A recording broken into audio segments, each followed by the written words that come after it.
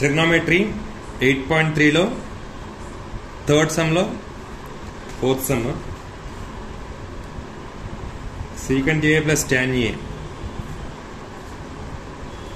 1 minus sin a value ఎంత.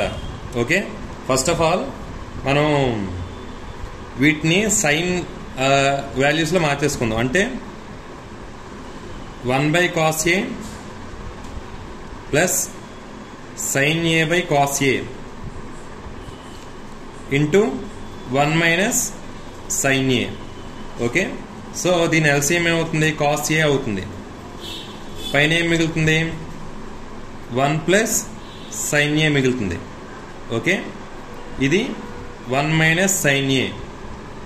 Okay, అంటే a plus b into a minus b.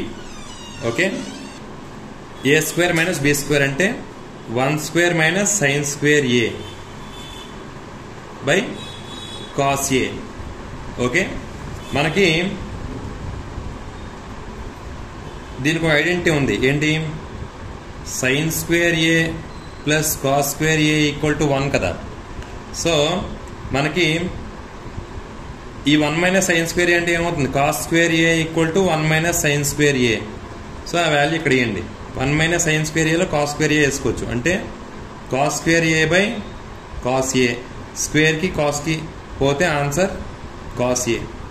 Thank you. అలాగే నా Vamsikrishna maths tuitions channel subscribe చేయండి, మీ ఫ్రెండ్స్కి షేర్ చేయండి. అలాగే మీకు ప్రతి సమ్ ఎక్స్ప్లెయిన్ చేస్తూ ఉంటాను. Please try to subscribe my channel. Thank you.